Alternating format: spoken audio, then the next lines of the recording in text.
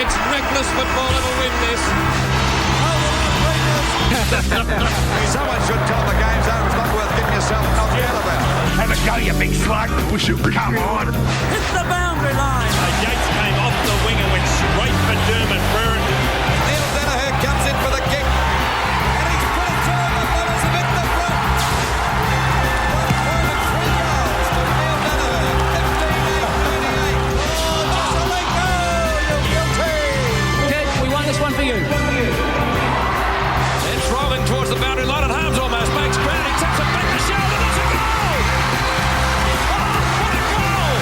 That is the gutsiest performance I have ever seen in my life. Hello again and welcome to Brute Footy Flashbacks. Today we remember the 1979 Grand Final and what another epic it was in the rich history between Carlton and Collingwood. Captain coach Alex Jesaulenko led the Blues to the minor premiership with just 3 losses all year, while Tom Hafey's Magpies came from third but had plenty of grand final experience. Remember, they played in 2 grand finals just 2 years prior in 1977. And in 1970, these two sides played one of the most famous grand finals in history. 9 years later, 113,000 fans packed a rain-drenched MCG to see them do it all again, and they wouldn't be disappointed. Neil Kearney is at the G, and to help him relive all the drama, he's found 2 of the key men from the day. From Carlton, Wayne Harms, and Collingwood, well, their coach, Tom Hafey. Well, in 150 years of football at this famous ground, few games have been as memorable, Tommy, as the 79 grand final. Tell me about it. Yeah. Well, Carlton Collingwood's going to draw anywhere. Billy go flat, they get a crowd. Wayne Harms was like that, wasn't it? Carlton and Collingwood was special. Oh, there was a hatred. There was certainly a hatred, and I think when you first went to Carlton, you were taught the hatred between the 2 clubs, and as Tommy said, it was going to be a big day wherever you played it. So was there a photo of Tommy in the rooms at Princes Park, like, we hate this man? No. Everyone loved Tommy, but there was a few Collingwood blokes. Oh, who wouldn't love Tommy? But we just knew that once we saw the colours, I guess the war was on. Yeah. Well, you were the youngest man on the ground for Carlton that day. At what age? At 19, and along with Kenny Sheldon and Jimmy Buckley were a couple of months older, and the likes of Peter McConville, I think Peter Francis was a year older. So we had a sprinkling of old and young, which was terrific for the group. And, with the Jesaulenkos and Percy Joneses, they were the older types, and I guess we were the youngies. Well, the previous year, Jezza had become coach of Carlton, hadn't he, after the ill health of Ian Stewart. Jezza didn't want to be a coach, and George Harris, the club president, didn't want to make him coach. Why did Jezza become coach, Wayne? Well, I don't think we had anybody else at that stage at that time of the year, but Jezza was... Look, he scared us into winning a grand final with their training methods and basically playing 120-minute match practice on a Tuesday night. 120-minute match practice. 120 minutes, and he always used to pit the guys currently playing against the guys that were just knocking on the door against each other. Oh, and there'd be a fair bit of feeling there, it was on full time, yeah. So who would you get matched up against? Well, I was usually left to last, and I remember one or a couple of nights actually I got pitted against Bruce Dool, and actually went kickless for 120 minutes and two consecutive games. So. He was an incredible player. Bruce Dool, wasn't he a superstar? And in every way, because he was always on the best players, the opposition team, usually centre half forward, things like that. But he was one of the all-time greats, wasn't he? Yeah. So, Jezza, just to work you that hard, were you prepared for it or ready for it? Was there animosity towards him? Well, to an extent there was, yeah, but we... I think our last loss that year was against Geelong at Geelong, and we were down by 6 goals at 3/4 time, got beaten by a point. And every time we were down at 3/4 time, Jesse used to say, fellas, win, lose or draw Tuesday night. And I think if we checked the record books, we'd come from 6 goals down at 3/4 time and win a lot of those games after we lost to Geelong that day. He scared us into playing well and playing hard. Tommy, you were one of the hardest physical trainers of that era, the hardest probably. Did you know how hard Jezza was pushing Carlton? No, I didn't. But I always believed that it had to do a lot of physical, aggressive tackling and things like that. We always did competitive work, but nowhere near as solid as 120 minutes, I can assure you that. It was a very unusual Carlton side in that there were some blokes who were really straight blokes, and there were blokes who were out in the terps like Percy Jones and Jimmy Buckley and Wayne Johnson and fellas like that. How did it meld as a group, the Carlton? It's fantastic. We were known to play hard off the paddock, but we knew when the first siren went for a game that we were full on, and most of the guys would really only have a good drink Saturday night, possibly Sunday, and and maybe for a short period Monday night, but usually Tuesdays, Thursdays, Wednesdays, Thursdays, Fridays. How's that sounding for you, Tommy? How much drink were your blokes imbibing in these days? Oh, you'd have to ask them. I've heard a lot, but it was something that we didn't talk a great deal about. One interesting thing about you, Wayne, you follow Richmond. Yeah. And you followed Richmond in those days? Followed Richmond until I was about 22, 23 years of age. You didn't change your allegiance to Carlton when you're actually pulling on the boots for them? Well, I was employed to play there. I always followed Richmond. I was born and bred as a Richmond supporter, and I guess I've still got a soft spot for them, but not actually follow them as I guess I should. Now, Tommy, how do you remember that day? It was a wet day? It was a tough day? It was, and it was going to be hard. And I thought we started off quite well. We got away to a couple of goals break at quarter time. The kick. He's put it right through the middle. A long kick from Picken. Mackay at the back, fisting it away again. Snapshot for goal by Olsen. Looks good, it's a goal. And remember, and this is a very good team that we're playing against. Only got beaten 3 times during the course of the year. So it could have been a whitewash, but I thought our players really did a good job. And to be so close right throughout the course of the day, I think it speaks for itself. At half-time, Carlton are up by a point. 32 minutes gone and Carlton are in front by 1 point after being 28 points down. For you, Wayne, you started off in the back pocket? Yeah, started off in the back pocket and finished up in the centre after Jezza went off with an ankle. And yeah, look, it was just a hard, tough day. It was, I think Stan Magro was in the centre at that stage, and every time you're up against Stan, you knew it was going to be hard and physical. Well, let's go to the last quarter of the 79 grand final. Final quarter of the 1979 grand final at the Melbourne Cricket Ground. Tap down goes really nobody's way, and the free kick coming out to the Magpies, to Russell Olsen, who copped a very hefty knock earlier in the match. Olsen's long kick up towards half forward. Collingwood badly needing some goals, but the Carlton defence has been pretty firm most of the afternoon. And Banks claiming he was whacked on the head and should get a free kick, but the umpire disagrees. He's the one that counts. As we await the ball up, Fitzpatrick tapped it down. On the shoulder, says the umpire, and a free kick going to Dennis Banks this time, and I guess he's pretty happy about that. Banks would be directly in front of goal and about 45 to 50 metres out, and a goal here would really set the Magpies on the way to recovery. Banks comes in and far. Dear oh dear, mistakes galore. That's not Collingwood's day, is it? Well, we'll know in about 30 minutes' time as the ball is picked up by Moore. He tries to go through the pack. Got it over to Kevin Morris.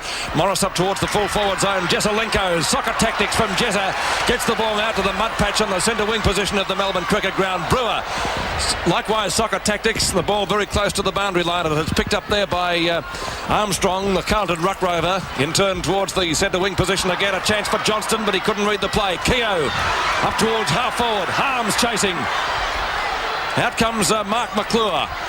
Snaps the ball back at goal. Burns down there for the Magpies. Harms goes straight through him. A chance for McConville. Anderson dives on top of the ball, but it eludes him.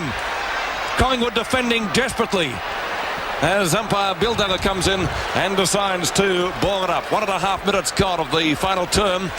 A very crowded forward line it is down there. Let's see if he bounces it down or throws it in the air.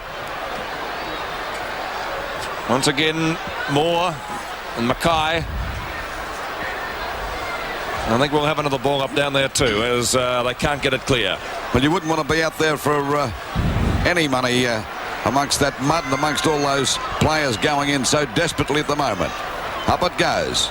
Knocked out by Moore. Grabbed by Olsen off the side of his boot. Pushed back in out of Buckley trying to get clear. He's out. He fires, but he's kicked it out of bounds, I think. Or maybe 1 point.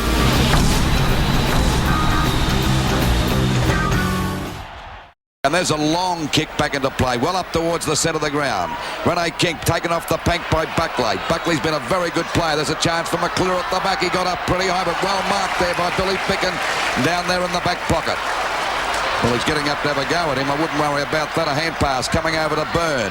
Byrne kicks the ball long. Going after it now is Moore and Fitzpatrick. They're both showing plenty of pace. It'll beat them both, I think, and it's pushed out of bounds. That was good play on the part of Fitzpatrick. At least he's kept it well within the range of the Carlton forward line. It's about half forward for them. Knocked out by Fitzpatrick, grabbed by Anders, has a bit of trouble getting it up. A hand pass coming over to Olsen. Olsen with a long kick up there towards the full forward zone. Southby in front. Out it goes to Shaw, but he gets a touch of the fumbles. Edwards has got it now. He's getting away. A hand pass back to Carlson. Another one back there in the forward pocket of Shaw. He fires, he slips. Bad luck as he tries to pick it up. There's Klomp trying to break through the pack. And it's out of bounds. Umpire said dropping the ball against him, I think. Oh, gee. That's what he said, Luke. That's what he said. He said you dropped it. By golly, you hardly touched it. Rene King's got the kick. He's right on the boundary line. You can see the goals. This is a difficult shot. If he gets this one, he'll make it at 16 points the difference, and it should liven Collingwood up. He turns around, fires as he put it through. He's off target and through for 1 point. So it's 21 points the difference at the 4-minute mark of the last quarter of the 1979 grand final. Coming to you live through Channel 7. There's that kick again. Slips over you. Watch Klopp. He gets a free kick against him here. Well, they did. The umpire was right. Okay, ball on the half-back line now, and it's driven up towards the centre wing position. No mark paid by the umpire as Ireland tries to get it out to Magro. Magro's long hand pass is taken by Kink at half forward. Kink looking for someone a little bit nearer the goals, but McConville's there and taps it over his head to Southby. Jeff Southby, not a good hand pass from him, but Armstrong under plenty of pressure, but he gets around two opponents. Well played, Barry Armstrong. Towards the boundary he goes and finds Robert Klomp. Klomp looks for Buckley, but it's smothered and out of bounds. Collingwood still in the match, but the Magpies have certainly got the job in front of them. As Bob Skilton mentioned, the players would be pretty tired right now as we await the boundary throw-in. Fitzpatrick gets it down. He's been rucking very well today, and he'll be in line for the Norm Smith medal to be presented at the conclusion of the match. Morris, soccer tactics, almost a free kick against him as it goes to Anderson and Magro. Magro from half forward, not a long kick by the Collingwood back pocket player who's now seemingly on the ball. Knocked away by Davis. Out towards Lee Carlson at left half forward. In he comes. Carlson gets his kick in, but well smothered by Rod Austin. That was beautifully done. And the boundary throw in the end result. So Collingwood can't seem to do much right at the moment, as Carlton have got them tied up in knots. Fitzpatrick, Edwards, goes to Armstrong. A high kick doesn't cover 10 metres. No, the umpire said play on, and Edwards is caught with the ball, and so it's going to be a ball-up situation as Doyle and Fitzpatrick collared him simultaneously. 50 metres out from goal, roughly, as we await the ball up. Umpire Kevin Smith. Fitzpatrick to Armstrong. Good ruck play. Armstrong back and turn towards the centre wing position. Keogh on Ireland, and he got one for his corner. Right on the ear. Trevor Keogh. Looking for Mackay. In front and takes the mark. One of the best aerialists in the VFL, and he'll drive Carlton deep into attack, David Mackay. He's gone for the long kick, looking for McLeod. Pickham! Oh, what a mark! The mark of the grand final. Look at that. What did you think, Lou? Magnificent mark. And mark, the ball slippery. You thought it was a dry day. The ball back there to centre half back for Collingwood. Down it comes now. Magro playing in the centre. Drives it back over the centre position. Dill goes for the punch. There's Fitzpatrick backing up. Well, he's played a great game. A hand pass out to Austin. Having trouble picking it up, but finally picks it up now. Out towards Sheldon and Byrne. There's Barham flying too. Young doing the wise thing. Stays down. Picks it up. Goes for a pass. Looking out there for his teammate Johnson. He's found him. Johnson's kick is not a good one. In goes Morris. He goes down. Umpires found a free kick. It could go to Morris. And Morris to take that free kick towards the back pocket position. Carlton in front by 21 points. We're at the 7-minute mark, and both sides very tired. There's a mark to Edwards. Edwards and Kink have fallen out of the game. King came back a little bit towards the end of that quarter, but Edwards a very good player early. Punched away by Carlton's Fitzpatrick. There's Buckley trying to get it out. In goes Banks, finally picked up by Keogh. Over to Jeff Southby, a short pass. It's okay, and Dill's got the ball now, and he'll set them going as he shoots it down there looking for his teammates. They're all flying. Down they go. Byrne gives a hand pass back to Morris out there at half back. Collingwood still tries. He tries to find Edwards. It goes off the top of his hand. Fitzpatrick gives it to Dool, and Dool drives it long back there towards the forward line. Punched away by Moore.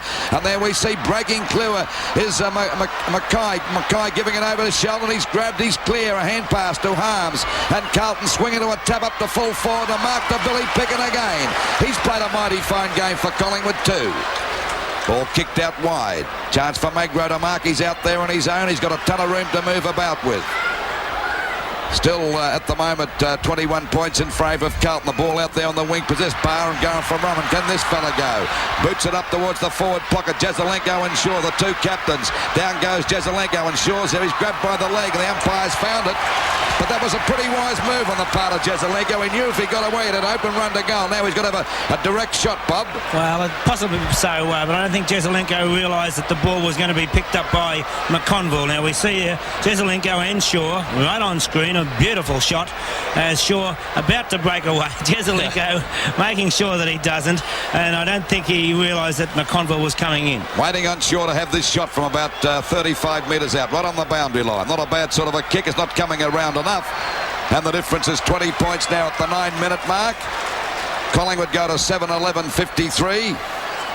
To Carlton 10-13 73. So 20 points the difference as Jeff Southby prepares to boot the ball back into play. More up high. Anderson pursued by Francis. He fires at the goals. It's well off target though in towards the 10-metre square. Davis snaps for goal. That's coming around. Okay, it might be a goal. No. Yes, it is. Collingwood still in the match. Davis's fourth goal bringing light to the Magpie heart. And he says, let's go. See if we can get back into it.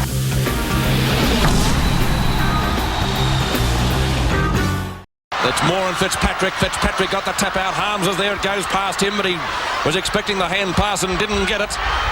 Wearmouth. Away he goes. Ronnie Wearmouth, and Collingwood supporters haven't given up yet. Look at this little fella go. Ronnie Wearmouth straight through the glue pot, goes for the pass. Successful. Carlson. Lee Carlson, 55 metres out from goal, and he's directly in front. A chance to put the Magpies right back into the match, but it'd need to be a very good kick. In the goal square, Edwards and Davis. With Ray Shaw as we watch the kick. Look at that! That's a goal! Oh, what a great kick from Carlson, and the Magpies are back in the premiership fight. What a kick! The scores: Collingwood 9-11-65, Carlton 10-13-73. Again on replay, a beautiful pass from Wearmouth to Carlson, and with the pressure that was on Carlson there, for him to go back and kick a goal, a real great goal. 11 minutes gone and 8 points the difference. Can the Magpies get up? Knocked out by Fitzpatrick. It goes out there now. A chance for Collingwood to get it clear. There's Magro. He's grabbed by his own man, Olsen. He's out. Olsen's in the way again. Olsen gets it out, but the umpire's going to ball. I don't think he knew it was Magro. He grabbed him, you know, then. He could well have concussion, Lou, the whack that he got earlier. There it goes, Fitzpatrick and Moore. Molly Moore is going to get a free kick against him, and it'll go there to Fitzpatrick out there towards the half-back line. Fitzpatrick ready to drive it deep down there towards that half-forward. There's Mackay coming out. This looks dangerous. Mackay at centre half-forward. They're in front by 8 points. 11 and a half minutes gone of the last quarter's a lead coming up there to McClure, and a great mark. He got away from Pickham that time. And he's well within kicking distance. He'd be about 40 metres out, if that. And McClure has already kicked 2 goals. They're in front by 8 points. Carlton, they were at I think 22 points in front at one stage of this quarter. McClure ready to sight the goals up. He knows this is a vital kick.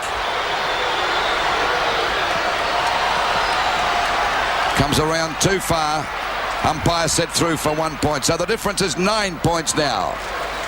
12 minutes gone, and every second counts in this game, and both sides mighty tied because it's been a tough slogging game. There we see the kick by Mackay, and a great mark by McClure in front of Billy Pickham that time. Ball out towards that half-back line. There's a chance for Rene King to pick it up. He's clear. A hand pass over to Anderson. And now it's Collingwood's turn to swing it to attack. A long kick down there towards... there's the old reliable himself. And it's a good mark taken there. A little short of centre half-back by Jezelenko. 13 minutes gone. Jezelenko playing in defence for the last quarter and a half. Anderson. McCormack in there for Collingwood, and umpire Kevin Smith decides to bong it up on the centre wing position adjacent to the VFL emblem. Fitzpatrick to Klomp, and Klomp well shepherded. His kick up towards half forward. Morris is there. Johnston's there. He's caught. A hand passes to Harms. Back to Johnston. Danger for Collingwood as Johnston lines up the goals from 30 metres out, and he's missed. And so that makes the difference 10 points in favour of Carlton. 13 minutes gone in the quarter. Collingwood still live, but they now need 2 goals. Can they get them? 65-75. The VFL Grand Finals through HSV and associated stations throughout Australia. Fitzpatrick. Wearmouth driving Collingwood into attack now. Up towards Renee Kink. Oh, he spilt the mark. A chance for Klomp, but Kink's still in there fighting his heart out for Collingwood. Buckley. In comes little Anderson. Over to Wearmouth. Collingwood still fighting hard. Wearmouth up towards the full forward zone. Oh, great mark brought in by Peter McConville. That was a ripper. In he comes. It'll go around the boundary line.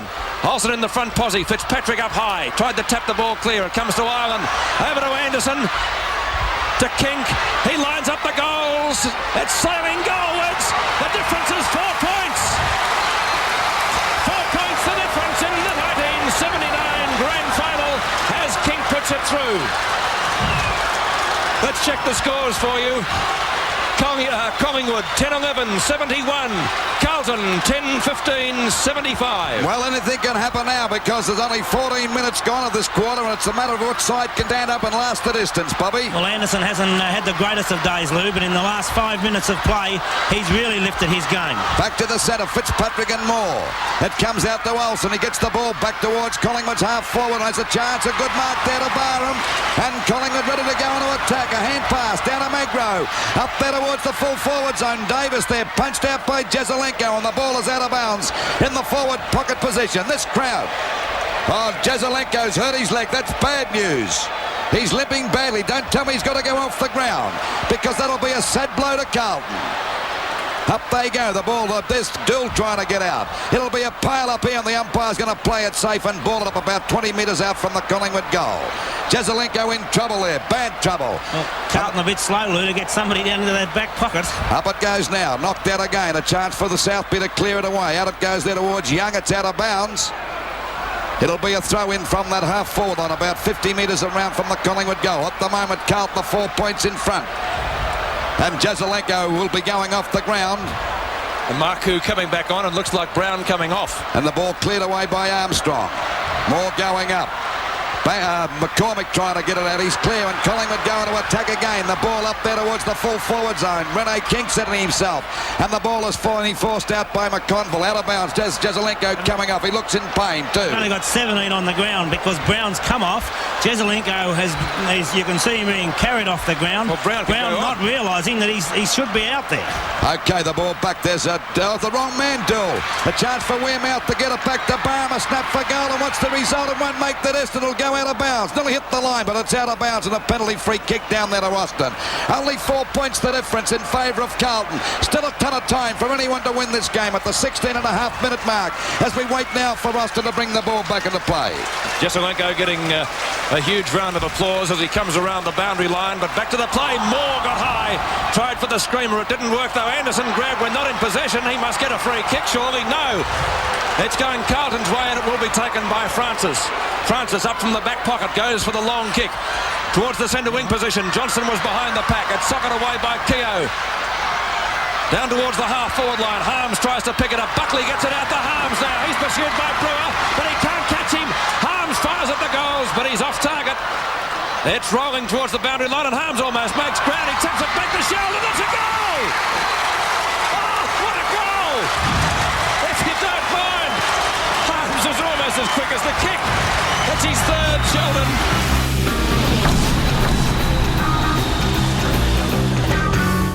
Wayne, that was a hell of a punch. Yeah, I really didn't have any other option. It was an ordinary kick. It was originally supposed to go to Kenny Sheldon, who I saw over my left shoulder. Being a wet day, the kick went off the side of the boot, and I guess the first thing that goes through your mind is there's probably so many people watching, and you want to go down as being renowned to be probably the worst kick in a grand final. So look, it was just a million things going through your head, and I was lucky enough to get there at the time. Tell me, how many rows back in the grandstand do you think he was? It was difficult for us to see, but no, even when I've watched the television now, I can't work out where it was, to be quite honest. I did think, and I don't know if I got my memory right, that Wayne did say on television the next day that it was that far out. Now, whether it was just a sticker to... Did you say that on television next day? It's amazing what alcohol makes you say. Yeah, I thought it might have been tongue-in-cheek to the Magpie supporters. It was. Tom. Yeah, I gathered that. Yeah. I gathered that, mate. Has it appeared in many of your nightmares in the last... Nah, it's just part of the game. These things happen, like umpire decision, things like that. You just got to put up with that. At the end of the day, it's what happens on the scoreboard. That's the way I look at that. Did you get up from the ground at that moment and think this is what I'll be remembered for the rest of my living days? Not really, no. It was just an active play, and lucky that Kenny continued to run and was in the goal square, basically, I think, by himself. Yeah. And well, the commentators had stopped dead like nothing more was going to happen. It was out of bounds. But it's just something I think you do on the spur of the moment, and there's not a day goes by since 1979. I wouldn't think there's a day go by where there's not someone that stops me and actually asks me the question, was it in or out?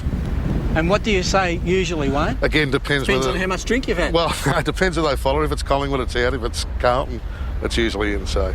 Well, there's still 10 minutes to go in that last quarter. Well, let's take up the game, see how it goes from here. Although Harms didn't kick it, it was a remarkable piece of play. A remarkable piece of play. While we check the scores, and Jesselenko falling very, very heavily there. It's Collingwood 10-11, 71. Carlton 11-15, 81, back to 10 points the difference. Back to the centre now. Can Collingwood get back? Oh, he missed that more completely. There's a chance for Marku to get out. But he's grabbed and the umpire will ball it up at centre field. A little bit down towards Collingwood centre half forward position. Carlton in front by 10 points. 18 minutes gone. Still plenty of time for the Magpies, if they're good enough. Carlton hanging on. Knocked out by Moore. Chance here for Ireland to get clear. He's in the mud pile there, and the umpire's going to ball it up. This time it's towards Carlton centre half forward. Only about 10 metres away from the centre. By golly, you can feel the tension up here in this commentator's box. Andrew Ireland goes for the punch, pushed away again. There's a chance for Shaw. He picks it up, a hand pass to Morris. Another long one to Carlson out there on his own. He's in trouble. He's grabbed high around the neck, and the umpire said a free kick. He could have got 15 metres too, Lou. I think he was acting a bit that time. Carlton in front by 10 points. Collingwood have got to get their game going as the ball comes back to Big Fitzpatrick. He dropped that mark. Edwards can't pick it up either. He piles on top of the ball. Doolan Fitzpatrick in there with him, and the umpire will ball it up at centre half forward, about 65 metres out from the Collingwood goal. That'd be about a mile and a half if you're playing out there too. I'm not kidding. So it's back to the centre, back to the bounce. Moore and Fitzpatrick, they've had a great duel. Moore gets it out, but Olsen's in the way. Gets a short pass out there to Shaw, and Collingwood going to attack again. Down it goes. There's Brown going through. His kicker's out wide. A chance for Marku to mark, and he does. Marku on the ground there, out at half back, and of course Jesselenko leaving the ground with a very painful leg injury. Ball kicked back towards centre field. A chance now for Francis to mark. He's been a darn good player for Carlton. Waiting on Marku to send them back into attack again. The ball falls short, and a good mark to Johnson. Got away from Morris, and he's out there a little short of the half-forward line. A long kick. And a good mark to Brewer, playing down there at half-back, or in the back pocket. I'm not quite sure where he's playing. Played most of his football on the attacking side of the ground. Rene Kink and Plump, they both go for it. Down they go, and no one's giving up here. We see Johnson get it out, and the ball driven back there to Harms. A hand pass out there to Armstrong. He's getting away, but he's attacked here by Brewer and also Andrew Ireland, who can't get a fair hand pass that time and goes for the boundary line, and it's out of bounds. 20 minutes gone, and still Carlton in front by 10 points, I think it is. We've got the policeman standing in front of the scoreboard over there, and we're at the 20-minute mark. That's the score. 71 plays 81. 20 minutes gone, and still plenty of time if they're good enough, the Magpies. Stack up there, and the umpire's going to ball up about, 40 metres out from the Carlton goal. Well, if Carlton get the next goal, though, I think it's curtains for the Magpies. Collingwood must get the next one to keep their chances alive. It's on the Carlton half-forward line now as Marku tries to go after it. Picked up by Klump. A short pass from Robert Klump to Sheldon. This is danger. Sheldon, a short pass. But his man down there was covered. That was Harms. Olsen over to Wearmouth. Back to Brewer, and the Magpies can get it clear here. They want to get the run down the ground. Ross Brewer from centre half back. Brewer looking out there for Carlson, who's on his own, and Lee Carlson bursts away now. He'll drive Collingwood up into their attacking zone, but straight to Jeff Sarfy away from Banks.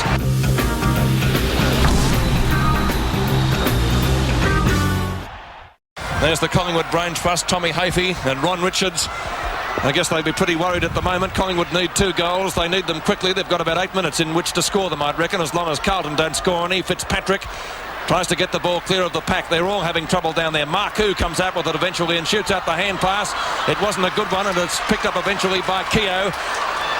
Keogh drives the Blues up to the centre wing position, looking for Johnston, who gets boot the ball very quickly, but he's put it out of bounds on the full. And the end result of that will be a penalty free kick to Collingwood's Ross Brewer. He's at right half back, Ross Brewer. A wobbly punt kick. Weirmouth in front. They still can't get it out of the pack. Olsen's there, Armstrong there. And likewise Mike Fitzpatrick, and it's the ball up situation on the centre wing position on the outer side of the ground. 22.5 minutes have gone in the quarter. And still 10 points in front, Carlton. Out there on that wing position. Moore goes for the grab. Couldn't pick it up. Keogh has a fresh air shot. It's Olsen driving it down there towards Rene Kick. He should have marked it. He tried to go for the big punch. And there it is, though. It'll be a ball up there. McConville pounced on him straight away. Thought he could have grabbed that, Bobby. I think it must have been touched off the boot, Lou. I can't think of any other reason why Kink wouldn't have tried for the mark. Ball comes back to Moore. Klopp's in there too. Weirmouth trying to get it. Went between Fitzpatrick's leg. He can't get it out. The umpire said a free kick to Carlton. And that's the one they want. We're 23 minutes into this last quarter, and they're still 10 points in front. By golly, that's been a tough game, and both these sides will be that tired. They're that tired now, as a matter of fact. They can hardly raise a gallop. And they're putting in superhuman efforts to keep themselves going. Out it goes there to the half-back flank. Mackay flies. Couldn't hold the mark, but the umpire's found a free kick. It'll go to McCormack out there on that half-back line. Time ticking away. The Magpies need 2 goals to win this match. Punched away by Dool. Back it goes out there to Johnson. A long kick. A good chance now for Brewer to take the mark. And Brewer takes it at half-back, looking for someone to give it to. But I'll try and drive it down there as quickly as I possibly could. That's a long kick out there towards the wing position. There's a good mark to Johnson. He's been a very handy player for Carlton today. 2 Collingwood players collided there. They better get up quickly. One is Edwards too, I notice. Other's Banks. And the other's Banks. And the mark out to Armstrong. Armstrong out there on that wing position. They're both still down, Lou, those players. Edwards hasn't moved, but there we see Armstrong going for a short pass. It was juggled there by Young, but he's got a bit of time to kick it. He finally kicks it over there looking for Buckley. He smothers it well. He's grabbed. He's collared. It'll be holding the ball against him. I think we've got to agree, Bob, both these sides have put up a tremendous performance today. You've got to admire all 40 players. Anyone that talks about the collywobbles today, well, don't know what they're talking about, because both sides have fought it out well. We see a fresh air shot that time again by McConville. Driven back by France. There's a chance for Brewer to mark again. A hand pass to Moore. Collingwood trying to get it down there. It's a shocking kick off the side of the boot. Out it goes to Ricky Barham. He's away from his opponent. And look at him go. He's trying to bounce the ball. He's actually bounced. He got one in the back.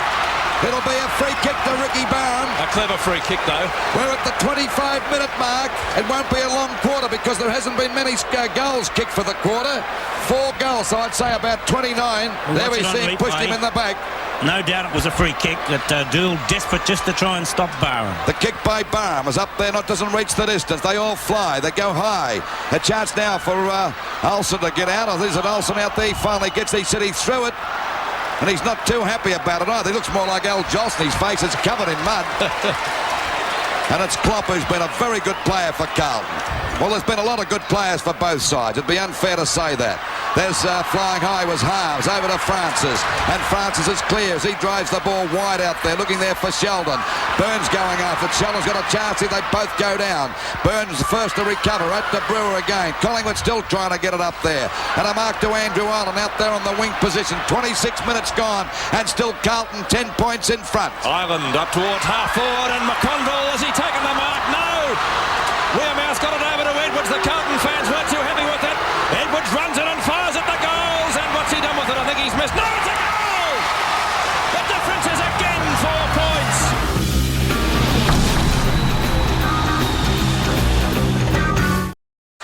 Any team can still win the 79 grand final. Let's check the scores. It's Collingwood 11-11, 77. The Carlton 11-15, 81.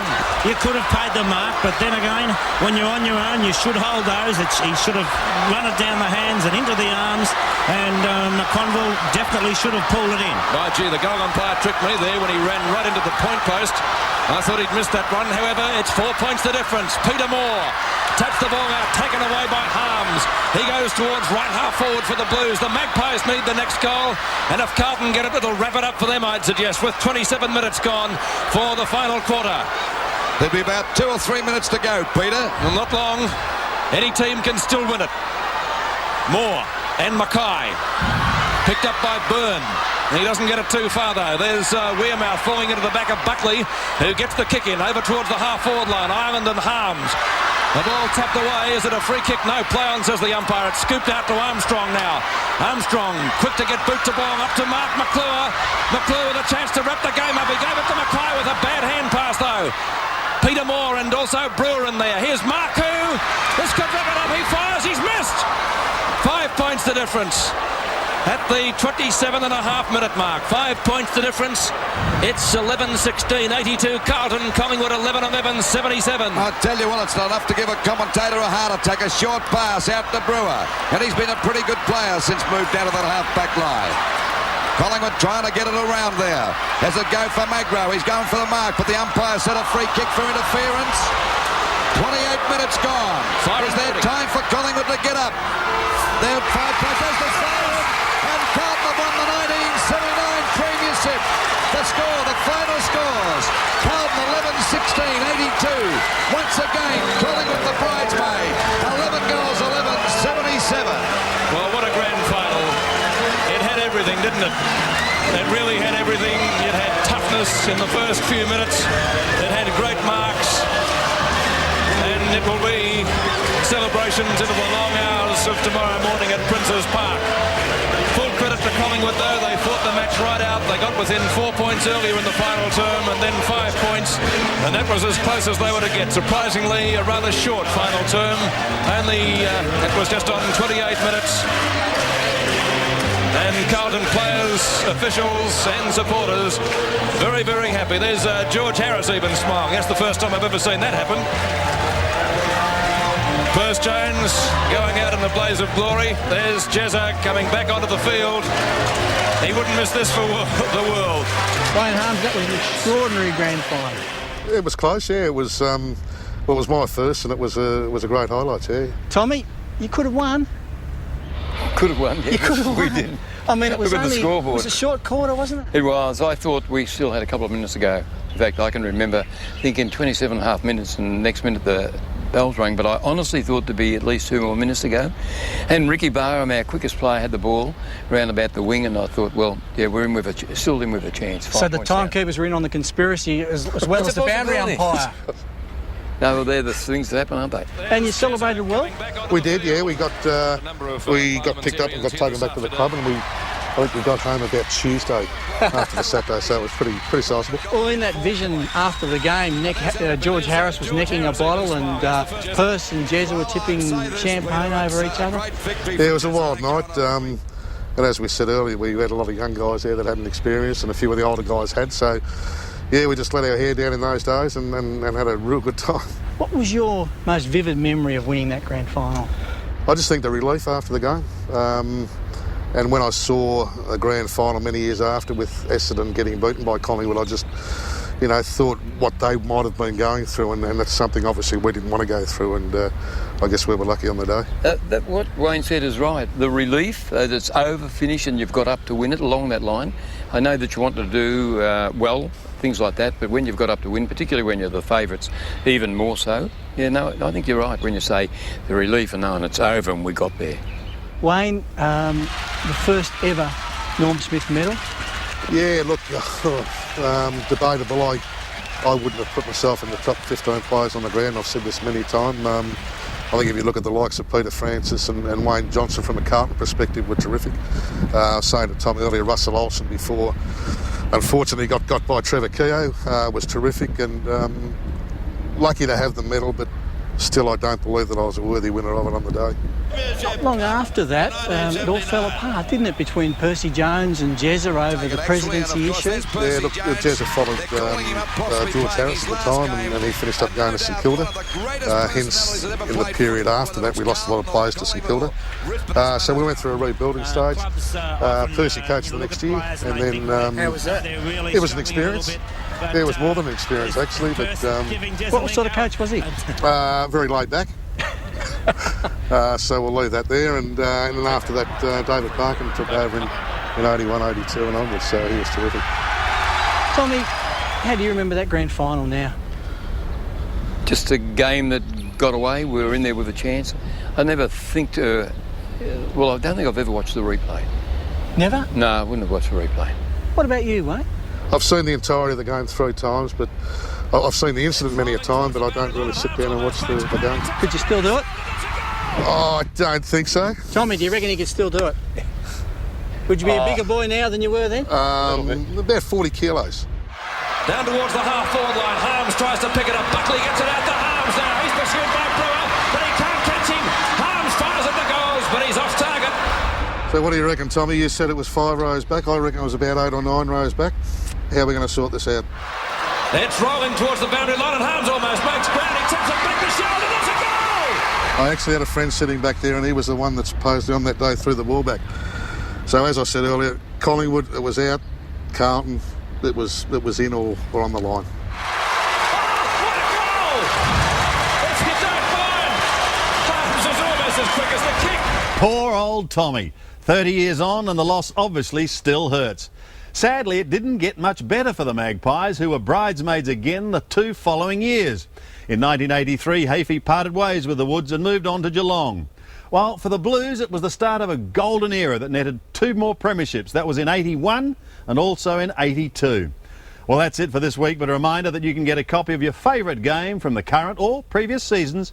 Simply head to sportsdelivered.com for more information and to order your DVD online. And it certainly is the perfect way to warm up for another Pies and Blues blockbuster. The 2 old enemies resume hostilities in their round 8 clash from the G next, right here on 7. Brute Footy Flashbacks.